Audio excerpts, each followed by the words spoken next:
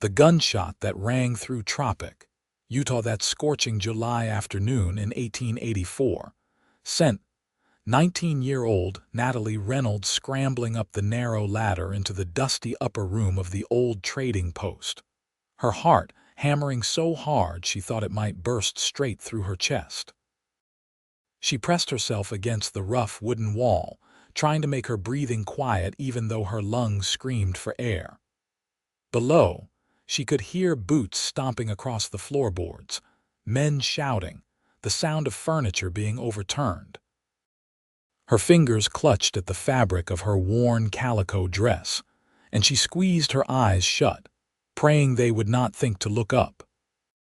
The trading post belonged to her uncle, or it had until this morning when he had taken a bullet meant for someone else during a dispute over water rights that had turned violent. The drought had made everyone desperate, turned neighbors into enemies, transformed the small community near the edge of Bryce Canyon into a powder keg waiting to explode. Natalie had watched her uncle fall, had seen the shock in his eyes as red bloomed across his chest, and she had run. The men responsible had seen her witness their crime, and now they wanted to make sure she could never testify. She had been hiding for 3 hours now, listening to them search the building below, occasionally leaving and then returning. The upper room was stifling, the heat trapped beneath the roof making sweat pour down her face and back. Dust motes danced in the single shaft of sunlight that came through a gap in the wooden planks. She had not eaten since dawn, had not drunk water since the violence erupted, and her head swam with dizziness. The men below seemed to have left again, but Natalie did not dare move. They had tricked her twice already, pretending to leave only to come stomping back in when she made the slightest sound. So she stayed frozen, her muscles screaming, her throat parched, wondering if she would die up here in this cramped space that smelled of old leather and dried tobacco. Outside, the sun began its descent toward the horizon, painting the red rock formations in shades of crimson and gold. Tropic was a small settlement, barely more than a collection of wooden buildings clustered together where Mormon pioneers had established farms and ranches in the harsh but beautiful landscape. Most folks kept to themselves, worked their land, minded their own business. But the drought had changed things, made water more precious than gold, and desperation had a way of bringing out the worst in people. Natalie heard a new sound below, different from before. Careful footsteps, measured and deliberate. Her breath caught in her throat, then a voice, low and cautious. "Anyone here?" She did not answer. It could be a trick. "I saw them leave," the voice continued. "3 men heading east toward the canyon. If someone is hiding here, you are safe for now." Still Natalie remained silent, though something in the voice made her want to trust it. It was a man's voice, but younger than the ones that had been hunting her, and it held none of the cruelty she had heard in theirs. "I am going to look around," the voice said. "If you are here and hurt, you should let me know. My name is Daniel Sanders. I am a ranch hand from the Stevenson spread north of town. I heard the shooting this morning, and I have been watching the trading post since then. Those men are gone, at least for a while." Natalie bit her lip, torn between fear and desperate hope. Her body was failing her, the heat and dehydration and terror taking their toll. She needed help, but trusting the wrong person would mean death. The footsteps moved through the trading post below, and she heard things being set upright, the sound of glass being swept aside. Then the footsteps stopped, and she knew he was standing beneath the trapdoor that led to her hiding place. "There is a ladder here," Daniel Sanders said, "and the dust on the rungs has been disturbed. If someone climbed up today, you should know those men are still looking. They are asking around town about witnesses. You cannot stay hidden forever." Natalie felt tears sting her eyes. He was right. She could not stay here, but she could not go down either. She was trapped, and eventually they would find her. "Please," the voice said, and now it held a note of urgency. "I want to help. My mother was killed by violent men when I was a boy. I know what it is to be hunted, to be afraid. Let me help you." Something in those words broke through her fear. Maybe it was the exhaustion, maybe it was the sincerity she heard, but Natalie found her voice, though it came out as barely more than a croak. "How do I know you are telling the truth?" There was a pause, and then the voice responded. "You cannot know, not for certain. But I am going to put my gun on the counter over here, and I am going to step back. If you come down and do not trust me, you can take the gun and point it at me. I am putting myself at your mercy. That is the best I can offer." Natalie heard the metallic sound of a gun being placed on wood, then footsteps moving away.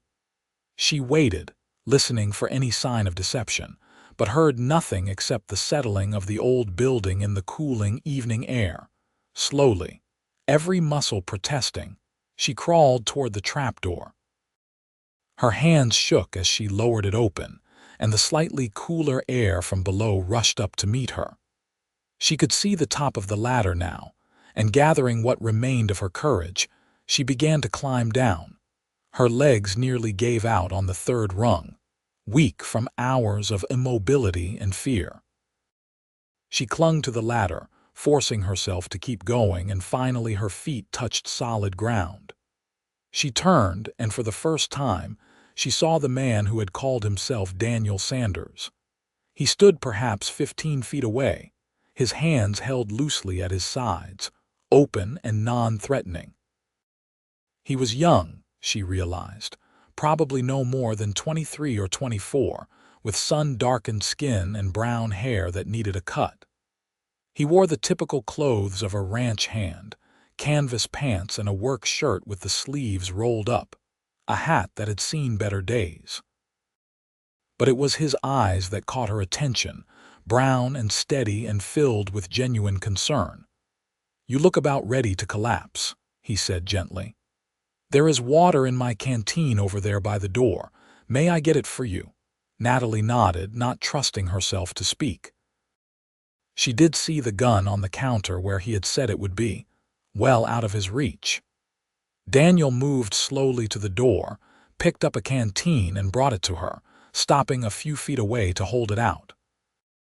She took it with trembling hands and drank deeply, the water like a miracle on her parched throat. She had to force herself to stop before she made herself sick. "Slow," Daniel said. "Just a little at a time. You have been up there for hours, I expect." "Since this morning," Natalie managed. "Since they killed my uncle." Daniel's expression darkened. "Tom Reynolds, I heard. I am sorry. He was a good man." Fresh tears spilled down Natalie's cheeks, the first she had allowed herself since the shooting. Her uncle had taken her in when her parents died of fever 2 years ago, had given her a home and purpose. And now he was gone, murdered over water rights as if a human life meant nothing compared to irrigation and crops. "They saw me," she said. "The men who shot him. They know I witnessed it. They have been hunting me all day." "The Morton brothers," Daniel said, and it was not a question. "Everyone in town knows it was them, but knowing and proving are different things. They have friends, hired guns. Your testimony could see them hanged. So they want me dead first." "Yes." Daniel looked at the windows, now showing the deepening twilight. "We need to get you somewhere safe, somewhere they would not think to look." "There is nowhere," Natalie said, despair washing over her. "They know everyone in Tropic. Anyone who takes me in will be in danger." Daniel was quiet for a moment, thinking. Then he said, "The Stevenson Ranch. It is an hour's ride north, and old man Stevenson hates the Mortons. Had a dispute with them years ago over land. He would not turn you away, and he has enough ranch hands that the Mortons could not just ride in and take you. You would do that. Risk bringing their wrath down on your employer. Stevenson can handle himself, and he is not afraid of those cowards. Besides, Daniel's expression softened. "I meant what I said. I know what it is to lose family to violent men. I could not live with myself if I walked away now." Natalie studied his face, searching for any sign of deception, but found only honest concern. She was out of options, out of time, and out of strength. She had to trust someone, and everything in her instincts said this man was true to his word. "Okay," she said quietly. "Thank you." Daniel nodded and moved to the door, checking carefully outside. "My horse is tied behind the building. We should go now, while there is still enough light to ride, but not so much that we will be easily seen. Can you ride?" "Yes." "Good. Stay close to me." He retrieved his gun from the counter, holstering it, and led her through the ransacked trading post to the back door. Outside, the air was already cooling, the fierce heat of the day giving way to the chill that always came to the high desert at night. Daniel's horse was a sturdy roan gelding that looked steady and reliable, much like its owner. Daniel mounted first, then reached down to help Natalie up behind him. She hesitated only a moment before taking his hand.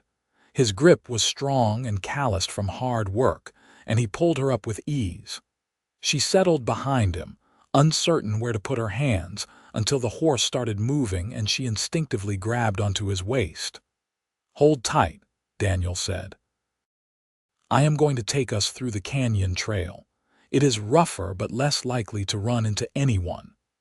They rode out of Tropic as the first stars appeared in the darkening sky. Natalie pressed her face against Daniel's back. Exhausted and overwhelmed, but feeling the first small spark of hope since that terrible gunshot had shattered her world. The man who held the reins was a stranger, yet he had climbed up into the darkness of her hiding place, metaphorically speaking, and was now bringing her down into what might be safety, into what might be a chance at survival. The ride north took them through landscape that glowed ethereal in the twilight, the red and white rock formations of the canyon country standing like ancient sentinels. Daniel kept the horse to a steady pace, not so fast as to risk injury in the dimming light, but fast enough to put distance between them and danger. Natalie felt herself swaying with exhaustion, her grip on Daniel loosening despite her best efforts. "Stay with me," Daniel said, his voice carrying back to her. "We are almost there. You can rest soon." She forced her eyes to stay open, focusing on the warmth of his back against her cheek, the steady rhythm of the horse's gait. Time seemed to stretch and compress, and she could not have said if they rode for minutes or hours before lights appeared in the distance. The Stevenson ranch was larger than she had expected, a main house and several outbuildings spread across a valley floor with corrals and pastures stretching into the darkness. As they approached, dogs began barking and lanterns flickered to life. Daniel called out, identifying himself, and the tension she felt in his back eased. They stopped in front of the main house, and an older man emerged, grizzled and weathered, holding a rifle loosely in one hand. "Sanders," the man said, "you are back late. And who is that you have with you?" "This is Natalie Reynolds, Tom's niece," Daniel said. "The Morton brothers killed Tom today and she witnessed it. They have been hunting her all day." The old man, who Natalie assumed was Stevenson, spat into the dirt. "Those sons of hell, bring her inside." Daniel dismounted and reached up to help Natalie down. Her legs buckled when her feet hit the ground, and he caught her, steadying her with a hand on her elbow. "Easy," he murmured. "You are safe now." They went inside into a house that was rough but clean, furnished simply but comfortably. A woman appeared from what must have been the kitchen, wiping her hands on her apron. She was about 50, with kind eyes and gray streaked hair pulled back in a practical bun. "Lord have mercy," she said, taking in Natalie's appearance. "The poor girl looks half dead. Bring her here." The next hour passed in a blur. The woman, who introduced herself as Martha Stevenson, fed Natalie soup and bread while her husband and Daniel talked in low voices across the room. Then Martha led her to a small bedroom, helped her wash the dust and sweat from her face and hands, and gave her a clean nightgown to wear. "You sleep now," Martha said firmly. "We will figure everything else out in the morning." Natalie wanted to protest, wanted to thank these people properly for taking her in, but exhaustion crashed over her like a wave. She was asleep almost before her head hit the pillow, sinking into darkness that was blessedly free of fear. She woke to sunlight streaming through a window, momentarily disoriented until memory came flooding back. She sat up quickly, her heart racing, until she heard voices from another part of the house and remembered where she was. Safe, at least for now. Someone had left clothes for her, a simple dress that looked like it might belong to Martha, and she dressed quickly, her body sore from yesterday's ordeal but otherwise functional. She emerged from the bedroom into the main living area and found Martha cooking breakfast while Stevenson read a newspaper. "Good morning," Martha said warmly. "You look a bit better. Sit down and I will get you some food." "Where is Daniel?" Natalie asked, accepting the plate of eggs and biscuits Martha handed her. "Out with the other hands," Stevenson said, looking up from his paper. "We have cattle to tend, drought or no drought, but he will be back this evening." Natalie ate in silence for a moment, then asked, "Have you heard anything from town?" Stevenson's expression darkened. "The Morton brothers are telling everyone Tom pulled a gun on them, that it was self-defense.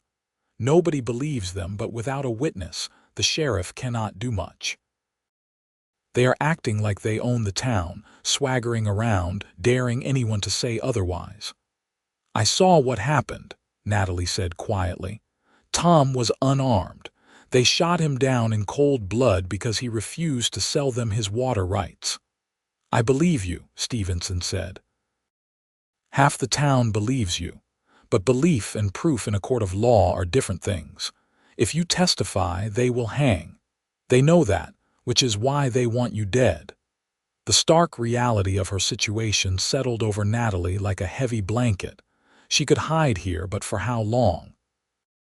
The Mortons had money and men. Eventually, they would figure out where she was, and when they did, she would be putting this entire household in danger.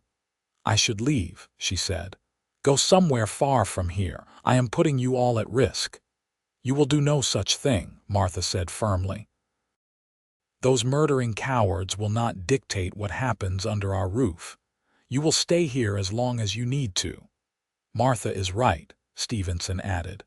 "Besides, running only delays the problem. The Mortons have connections throughout southern Utah. They would find you eventually." "No, if we are going to deal with this, we need to deal with it proper." "How?" Natalie asked. "It is my word against theirs." "Leave that to me," Stevenson said. "I am going to send word to the territorial marshal. The Mortons may have the local sheriff in their pocket, but they do not own everyone. The marshal is an honest man, and he has been looking for a reason to investigate them for months. Your testimony might be just what he needs." Hope flickered in Natalie's chest, small but real. "You think it will work?" "I think it is our best chance," Stevenson said, "but it will take time. The marshal is in Salt Lake City, and getting a message to him and waiting for him to come down here will take weeks.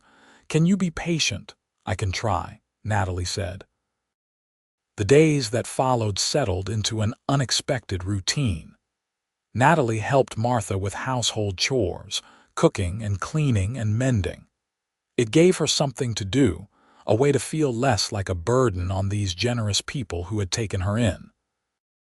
The work was familiar, comforting in its normalcy, even as her mind constantly worried about the danger lurking beyond the ranch boundaries. Daniel rode out each morning with the other ranch hands, working the cattle and maintaining the property. Natalie found herself watching for his return each evening, though she told herself it was only because he was her link to the outside world. the one who brought news from town when he went in for supplies. In truth, she was drawn to him in a way she did not fully understand. He was quiet, not given to unnecessary words, but when he spoke, there was a thoughtfulness to his words that suggested a deeper intelligence than his station as a ranch hand might imply. And he was kind, checking on her each evening when he returned, asking if she needed anything, if she was managing all right. "I am fine," she would say. "Thanks to you." He would duck his head slightly, almost embarrassed by her gratitude. "I only did what anyone should do." "But most would not have," Natalie replied. "Most would have looked the other way, not wanting to get involved. You risked yourself for a stranger." "You are not a stranger anymore," Daniel said simply, and something in the way he looked at her made her heart skip in a way that had nothing to do with fear. 2 weeks passed, then 3.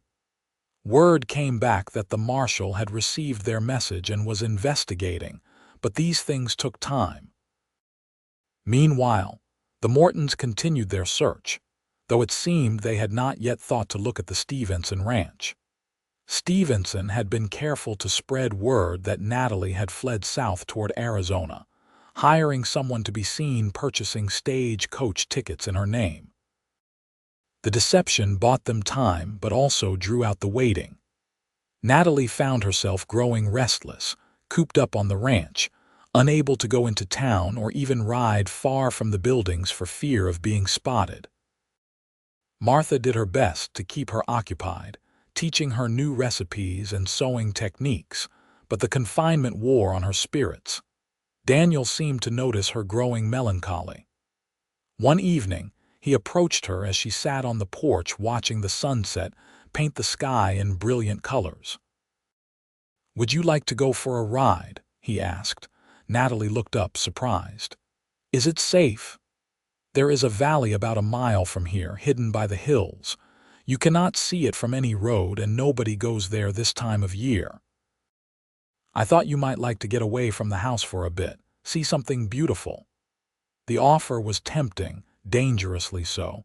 Natalie knew she should say no, should stay where it was safe, but weeks of confinement had left her desperate for even a small taste of freedom. "Yes," she said. "I would like that very much." Daniel smiled, a rare, full smile that transformed his usually serious face. "Good. I will saddle the horses." They rode out in the cooling evening air, Daniel leading the way on his roan while Natalie followed on a gentle mare Martha kept for riding into town. True to his word, Daniel led them to a hidden valley, a small paradise of grass and wildflowers clustered around a spring that bubbled up from the rocks. "It is beautiful," Natalie breathed, dismounting to walk through the grass. "I come here sometimes when I need to think," Daniel said, tying the horses where they could drink from the spring. "It is peaceful." They sat by the water, watching the light fade from the sky and stars begin to appear. For the first time since her uncle's death, Natalie felt something like peace settle over her. Out here, away from the house and the constant reminder of the danger hunting her, she could almost pretend that life was normal, that she was just a young woman enjoying an evening ride with a handsome man. "Daniel," she said after a while, "why are you not married? Surely there are women in town who would be interested." He was quiet for so long she thought he would not answer. Then he said, "I told you my mother was killed by violent men. What I did not tell you was that I watched it happen. I was 10 years old, hiding in the barn while they came to the house looking for my father. He was gone, working in another town, and they took their anger out on her. I heard her screaming and I did nothing. I hid like a coward." "You were a child," Natalie said softly. "I know that up here," Daniel tapped his head. "But knowing and feeling are different things. After that, my father changed. He became hard, angry. We drifted apart, and when I was 16, I left home. I have been working ranches ever since, moving from place to place." I never stayed anywhere long enough to build connections, to let anyone close. It seemed safer that way. And now, Daniel turned to look at her, his eyes reflecting the starlight. Now I think maybe I have been wrong. Maybe hiding from life is its own kind of death. The words hung between them, heavy with meaning. Natalie felt her breath catch, felt something shift in the air. Without thinking, she reached out and took his hand. His fingers closed around hers, warm and strong, and they sat there as full darkness fell, connected by touch and something deeper, something neither of them had words for yet. When they returned to the ranch that night, something had changed between them. Nothing was said openly, but Martha noticed, giving Natalie a knowing look when Daniel lingered at dinner, when his eyes kept finding Natalie across the table. The next evening, Daniel asked her to walk with him after dinner. They strolled through the ranch yard as the sun set, talking about small things at first, then larger ones. Daniel told her about the places he had worked, the things he had seen in his years of drifting. Natalie told him about growing up with her parents, about the fever that took them, about her uncle's kindness in taking her in. "He was all the family I had left," she said, tears threatening. "And they killed him like he was nothing." Daniel stopped walking and turned to face her. "He was not nothing. His memory is not nothing. And when the marshal comes, when you testify, you will make sure those men face justice. That matters. That means something." "I am afraid," Natalie admitted. "What if it does not work? What if they get away with it?" "Then we will figure out what comes next," Daniel said. "But you will not face it alone. I promise you that." The certainty in his voice steadied her. She looked up at him, this man who had risked everything to save a stranger, who had pulled her down from her hiding place into the light of day, and she was beginning to realize, into something that might be love. "Why do you care so much?" she asked. "About what happens to me?" Daniel reached up and gently tucked a strand of hair behind her ear, his touch sending shivers through her. "At first, it was because it was the right thing to do, but now it is because I cannot imagine my life without you in it. These past weeks, seeing you every day, talking with you, watching you be brave even when you are terrified. Natalie, you have brought something back to life in me that I thought was dead." Tears spilled down her cheeks, but they were not tears of fear or grief. "I feel the same way. I know it is fast.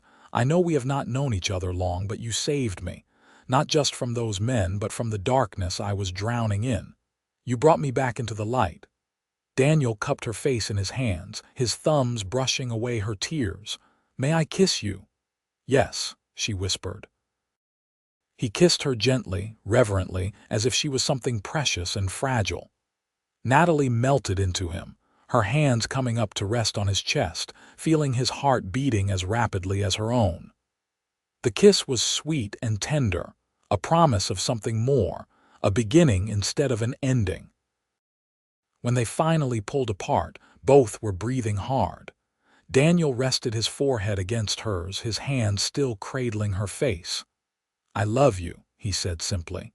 "I know it is too soon, I know I should wait, but I love you, and I needed you to know." "I love you too," Natalie replied, joy bubbling up inside her. "I think I started falling in love with you when I first heard your voice calling up to me in that dark room, offering me hope when I had none." They stood there in the gathering darkness, holding each other, and for a moment, all the danger and uncertainty fell away. There was only the two of them, two broken people who had found wholeness in each other. The next morning, Stevenson received word that the territorial marshal would arrive in 3 days. He would be staying in Tropic, conducting interviews and gathering evidence. Natalie would need to go into town to give her testimony. The news brought both relief and fresh terror. This was what they had been waiting for, the chance to bring the Morton brothers to justice, but it also meant walking back into danger. The Mortons would be watching for any sign of her, ready to strike if she emerged from hiding. "We will protect you," Stevenson assured her. "I will bring every ranch hand I have. The Mortons will not dare try anything with witnesses around. And I will be right beside you," Daniel added, his hand finding hers under the table, "every step of the way." The 3 days passed in a blur of anxiety and preparation. Martha helped Natalie choose an appropriate dress for giving testimony, something sober and respectable. Daniel checked and rechecked his gun, his jaw set in determination. Stevenson organized his men, making sure everyone understood the stakes and their role in protecting Natalie. The night before they were to leave for town, Daniel and Natalie sat on the porch, neither able to sleep. They had spent every possible moment together over the past days, both aware that tomorrow could change everything, that despite all precautions, danger still lurked. "Whatever happens," Natalie said, "I want you to know that these weeks with you have been the happiest of my life. Even with everything else, you have given me something beautiful." "Nothing is going to happen," Daniel said fiercely. "I am going to make sure you are safe, that you get to testify, and that those murderers hang for what they did. And then I am going to ask you to marry me properly, and we are going to build a life together." Natalie smiled despite her fear. "Is that a promise?" "That is a vow," Daniel replied, pulling her close. They rode into Tropic the next morning as the sun climbed over the canyon walls, painting everything in shades of gold and red. Stevenson led the procession with 6 of his most trusted ranch hands surrounding Natalie's horse. Daniel rode directly beside her, so close their legs nearly touched, his eyes constantly scanning their surroundings. The town seemed quiet as they entered, but Natalie could feel eyes watching from windows and doorways. Word would spread quickly that she was here, and it would not take long for the Mortons to learn of it. The territorial marshal, a tall, severe-looking man named Harrison, had set up operations in the small hotel.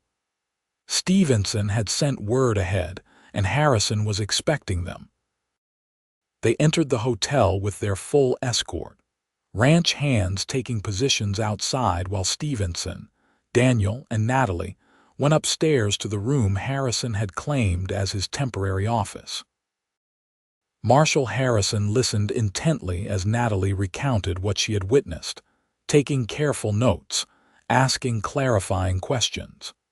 His expression remained neutral throughout, but Natalie could see intelligence in his eyes, a sharp mind processing every detail.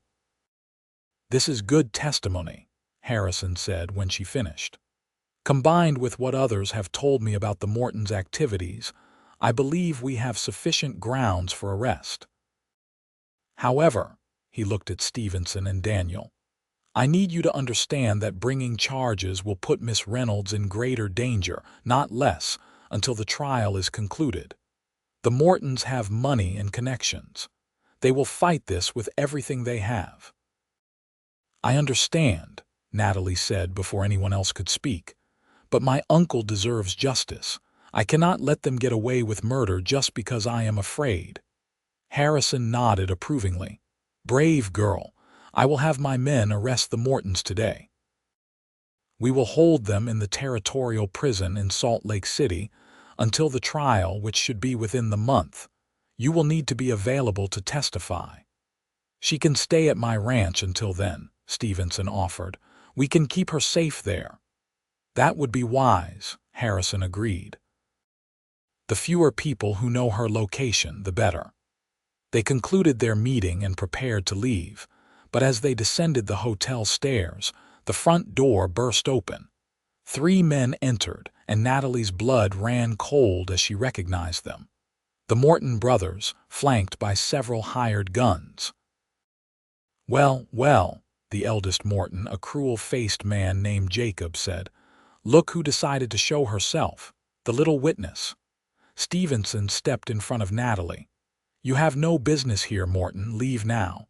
"Oh, I think we have plenty of business." That girl is spreading lies about us, and we aim to clear our names." "The marshal has heard her testimony," Stevenson said. "He is issuing a warrant for your arrest as we speak." Jacob Morton's face darkened with rage. "Is that so? Then we have nothing to lose, do we?" Everything happened at once. The Morton men reached for their guns. The ranch hands outside started pushing through the door. Daniel grabbed Natalie and threw her behind him, his own gun drawn in a heartbeat. "Do not do this," Daniel said, his voice deadly calm. "You are already facing murder charges. Do not add to it." "One more body will not make much difference," Jacob sneered. "Starting with yours." The explosion of gunfire in the confined space was deafening. Natalie screamed, covering her ears as Daniel returned fire. She saw one of the hired guns go down, then another. The ranch hands poured in, evening the odds. The fight was brief but brutal, and when the smoke cleared, Jacob Morton and his brothers were on the ground, 2 wounded and 1 dead. Marshal Harrison emerged from upstairs, his own gun drawn. "Enough," he roared. "Everyone drop your weapons now." The surviving Morton brothers were quickly disarmed and shackled. Harrison's deputies, who had been investigating elsewhere in town, came running at the sound of gunfire. Order was restored, but the hotel lobby looked like a war zone. Daniel turned to Natalie, his face pale. "Are you hurt?" She shook her head, trembling. "No, are you? I am fine." He pulled her into his arms, holding her tight. "It is over. They cannot hurt you now," and it was true. With the Mortons in custody and the additional charge of attempted murder added to their crimes, the case was sealed. The trial, when it came 3 weeks later, was almost anti-Freudian. Natalie gave her testimony clearly and confidently, and the jury deliberated for less than an hour before returning guilty verdicts. The surviving Morton brothers were sentenced to hang. Through it all, Daniel never left Natalie's side. He was there in the courtroom, holding her hand. He was there when the sentences were read, his presence a steady comfort. And he was there when they finally returned to the Stevenson ranch, this time with no more threat hanging over them. 2 days after the trial concluded, Daniel asked Natalie to ride with him back to the hidden valley where they had first acknowledged their feelings. This time, there was no fear, no looking over their shoulders. They rode in the full light of day, and when they reached the valley, Daniel dismounted and helped Natalie down, but instead of releasing her, he held onto her hands. "I told you I would ask you properly," he said, his voice thick with emotion. "Natalie Reynolds, you are the bravest, strongest, most beautiful woman I have ever known. You brought light back into my life when I thought I would always live in darkness. I want to spend every day for the rest of my life making you as happy as you have made me. Will you marry me?" Tears streamed down Natalie's face as she nodded. "Yes, yes, 1,000 times yes." Daniel pulled a simple ring from his pocket, silver with a small turquoise stone. "It was my mother's. My father gave it to me before he died last year, said I should give it to a woman worthy of it. I can think of no one more worthy than you." Natalie held out her hand, trembling, and Daniel slid the ring onto her finger. Then he kissed her, deep and passionate, and she kissed him back with all the love and hope and joy that filled her heart. They were married a month later in a simple ceremony at the Stevenson ranch. Martha cried happy tears and fussed over Natalie's dress, a beautiful white gown she had sewn herself. Stevenson walked Natalie down the makeshift aisle, having insisted on the honor. Most of the town attended, grateful to see the young woman who had bravely stood up to murderers find her happy ending. Daniel wore his best clothes, though they were still the rough attire of a working man. But Natalie thought he had never looked more handsome.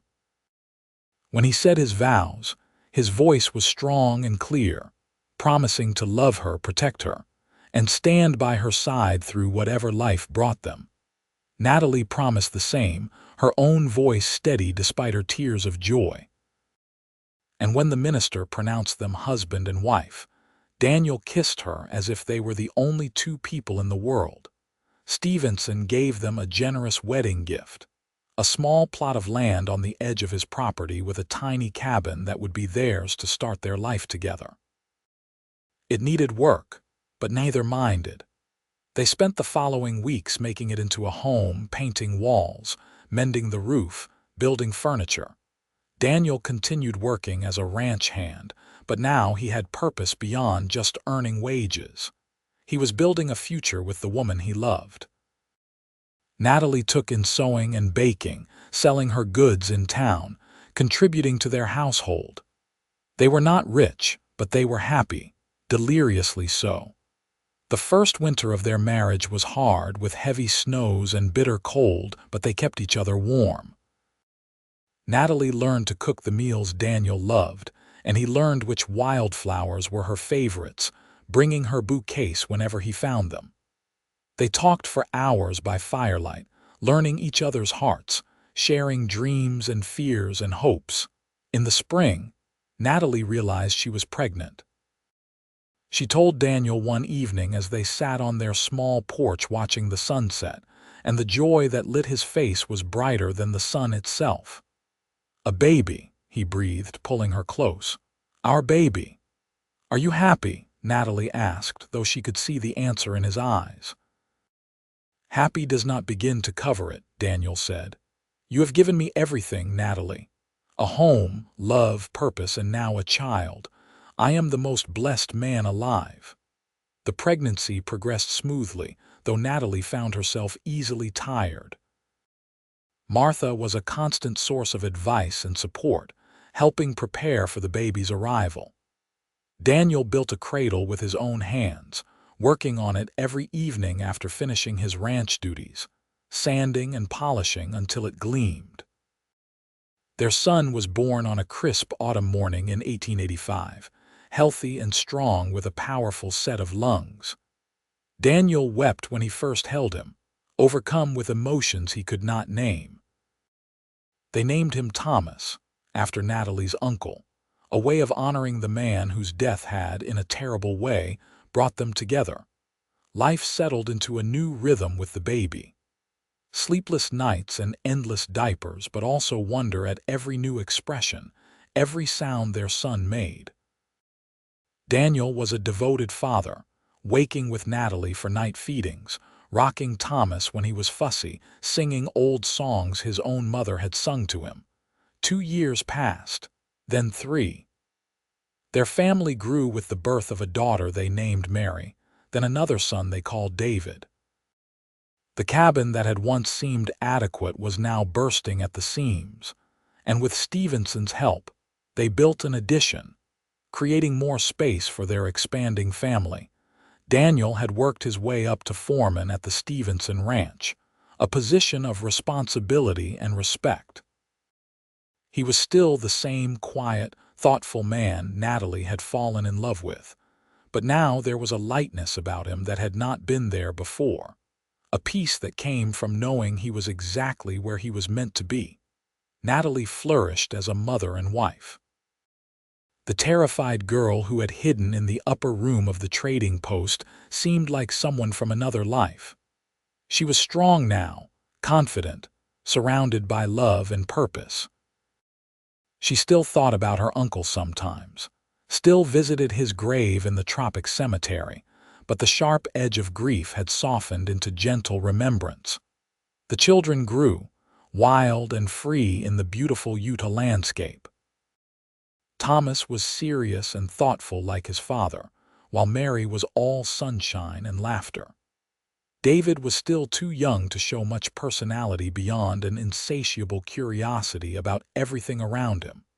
On their 5th wedding anniversary, Daniel took Natalie back to the Hidden Valley. It had become their special place, somewhere they escaped to when they needed time alone together. They brought a blanket and a picnic, laying in the grass and watching clouds drift across the impossibly blue sky. "You ever regret it?" Daniel asked. Staying here, marrying me this life. You could have left Utah entirely, started completely fresh somewhere else. Natalie rolled onto her side to face him. Not for one single second. Daniel, you gave me back my life. When I was hiding in that upper room, I thought I was going to die there, alone and afraid. But you climbed up and brought me down into the sunlight, into love, into this beautiful life we have built together. How could I possibly regret any of it? I just want you to be happy, Daniel said, reaching out to trace her cheek with his finger. I am. Deliriously, completely happy. Are you? More than I ever dreamed possible, Daniel replied. He pulled her close, and they lay there in their secret valley, holding each other as the sun moved across the sky. The years continued to pass, marked by small joys and occasional sorrows, the normal rhythm of life. They lost Martha to pneumonia when Thomas was 10, mourning the woman who had been like a mother to Natalie. Stevenson followed 2 years later, leaving the ranch to his nephew, but ensuring that Daniel's position as foreman was secure. The children grew into young adults. Thomas showed an aptitude for ranching and worked alongside his father. Mary had her mother's gift with sewing and baking, and her creations were highly sought after in town. David surprised everyone by developing a passion for books and learning, talking about becoming a teacher someday. Daniel and Natalie watched their children grow with pride and a touch of bittersweet nostalgia for the babies they had been. But mostly, they were grateful, so deeply grateful for the life they had built together. When Thomas turned 18 and announced his intention to court a young woman from town, Natalie was flooded with memories of her own young love. She watched her son's nervous excitement, saw the way his face lit up when he spoke about this girl, and recognized the same emotions that had once consumed her. "We raised a good man," Daniel said that night as they prepared for bed. "We did," Natalie agreed. "He has your kindness, your strength." "And your courage," Daniel added. "All three of them do." They climbed into bed, the same bed they had shared for nearly 20 years now, and Daniel pulled Natalie close the way he did every night. She rested her head on his chest, listening to the steady beat of his heart as familiar to her now as her own. "Daniel," she said softly, "do you remember what you said to me that first night, when you found me in the trading post?" "I remember all of it," Daniel replied. "Every word, every moment. It was the night my real life began." "Mine too," Natalie said. "I was so lost, so afraid, and you appeared like an answer to a prayer I did not even know how to pray." "We saved each other," Daniel said. "You pulled me out of my own darkness as surely as I pulled you out of that upper room. We brought each other into the light." And that was the truth of it, Natalie realized. Their love story was not just about a dramatic rescue, though that was how it had begun. It was about two wounded souls who had found healing in each other, who had chosen every single day to keep loving, to keep building, to keep moving forward together. She thought about the girl she had been, hiding in fear and darkness, certain her life was over. She thought about the man Daniel had been, drifting and alone, convinced he was not worthy of love or happiness. And she marveled at how far they had come, how much they had built together. Their grandchildren began arriving when Natalie was in her early 40s. Thomas married his sweetheart and soon presented them with a grandson, followed by 2 granddaughters. Mary married a banker from a nearby town and had twins, a boy and a girl. Even David, who had become a teacher as he had dreamed, found love with another teacher and started a family. The cabin had long since been expanded and improved, growing with their family's needs. It was filled now with the sounds of children and grandchildren, with laughter and love, and the beautiful chaos of a large, happy family. Daniel's hair turned gray, then white, and his hands became more gnarled with age, but his eyes still lit up every time he looked at Natalie. She aged too, her face lined with the evidence of years spent smiling, her body marked by the children she had carried. But to Daniel, she was as beautiful as the day he had first seen her climbing down from that upper room. They celebrated their 30th anniversary, surrounded by their children and grandchildren, a party held at the ranch that brought together half of Tropic. People toasted their enduring love, their strong family, the respect they had earned in the community. Later, when the guests had gone and the last child had been tucked into bed, Daniel and Natalie sat on their porch, rocking gently in chairs their son Thomas had built for them. 30 years, Natalie said wonderingly. How did it pass so quickly? I do not know, Daniel replied, reaching over to take her hand. But I would not change a single day of it. Not even the hard parts, the losses, the struggles. Not even those, Daniel said firmly. They were part of our story, part of what made us who we are, and who we are is pretty wonderful, I think. Natalie laughed, squeezing his hand. I agree. We did good, Daniel Sanders. We built a good life. The best life, Daniel corrected. Natalie, I need you to know something.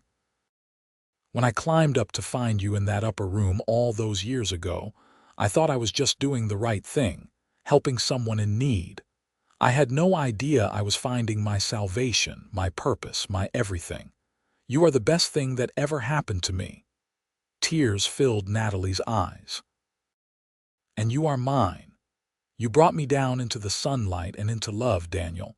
You saved my life in every way a person can be saved. They sat there until the stars filled the sky, two old lovers who had weathered decades together and come through stronger, deeper, more connected than ever. Around them, their family slept peacefully, the legacy of their love made manifest in children and grandchildren who carried forward the values they had instilled. The years continued their relentless march. There were more grandchildren, then great-grandchildren. Daniel eventually retired from his position as foreman, though he still helped out when he could, unable to fully give up the work that had been his life. Natalie's hands became too arthritic for intricate sewing, but she taught her granddaughters the skills she had mastered over the years. They grew old together, their steps slower, their bodies more fragile, but their love as strong as ever. Daniel still brought Natalie wildflowers when he found them. Natalie still made Daniel's favorite meals, even when it took her twice as long as it once had. On their 50th wedding anniversary, the town of Tropic threw them a celebration. The mayor gave a speech about their enduring love, their contributions to the community, the example they had set for what marriage should be. There was a parade and a cake and dancing in the street. But the best part, for both Daniel and Natalie, was when all their descendants gathered for a family photograph. Children, grandchildren, and great-grandchildren, more than 50 people in total, all connected by the love that had begun in a dark upper room so many years ago. Look at what we made, Natalie whispered to Daniel as they posed for the picture, surrounded by their family. Look at what we made together, Daniel corrected, his arm around her waist. The photograph captured them in that moment. Two old people whose faces told the story of a life well lived, surrounded by the abundant fruit of their love. It became a treasured family heirloom, hanging in homes throughout the family for generations to come. Daniel passed away peacefully in his sleep at the age of 74, Natalie lying beside him as she had for 52 years. She woke to find him gone, and though her heart shattered, there was also a strange sense of gratitude. He had not suffered, had not lingered in pain. He had simply slipped away, moving from one peaceful sleep to the next. She held his hand and wept, mourning the man who had been her everything, but also celebrating the incredible life they had shared. No one could have asked for a more devoted husband, a more loving father and grandfather. He had been the best of men, and she had been blessed beyond measure to be his wife. The family gathered for the funeral, coming from across Utah and beyond. They buried Daniel in the Tropic cemetery, not far from Tom Reynolds' grave, bringing the story full circle. The entire town attended, testament to the respect and affection Daniel had earned over his decades of honest work and decent living. Natalie lived another 5 years after Daniel's death, spending her time surrounded by family, telling stories about their life together, making sure every grandchild and great-grandchild knew the story of how a cowboy had climbed up to rescue her from the darkness and brought her down into sunlight and love. She spoke of Daniel constantly, keeping his memory alive in every conversation. She told them about his kindness, his strength, his unwavering love. She told them about the scared young woman she had been and the brave man who had saved her, not just once but every day for 52 years. When Natalie finally passed away in her sleep, surrounded by her children, there was sadness but also a sense of rightness. She had lived a long, full life, had loved deeply and been deeply loved in return. She had known joy and sorrow, triumph and loss, but through it all, she had known love. The kind of love that transforms, that heals, that endures beyond death itself. They buried her beside Daniel, their graves marked with simple headstones that bore their names and dates, and a single inscription that captured the essence of their story, chosen by their children together. She was lost in darkness. He brought her into the light. Together they found love that lasted a lifetime. And in the years that followed, when their descendants visited the graves, when new great-great-grandchildren were born and told the family story, the tale of Daniel and Natalie became legend. Not a fantastical legend of impossible deeds, but something better. A true story of real love, of courage and kindness, of two ordinary people who had built an extraordinary life together. The hidden valley where Daniel had first kissed Natalie, where they had escaped to for moments of peace throughout their marriage, became a sacred place for the family. Every summer, they gathered there for a reunion, hundreds of descendants coming together to celebrate the love that had started it all. And always, without fail, someone would tell the story. How Natalie Reynolds had hidden in fear in an upper room while murderers hunted her. How Daniel Sanders had found her there and offered hope.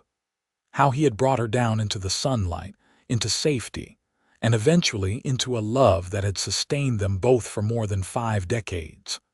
The story lived on because it was true and beautiful and inspiring.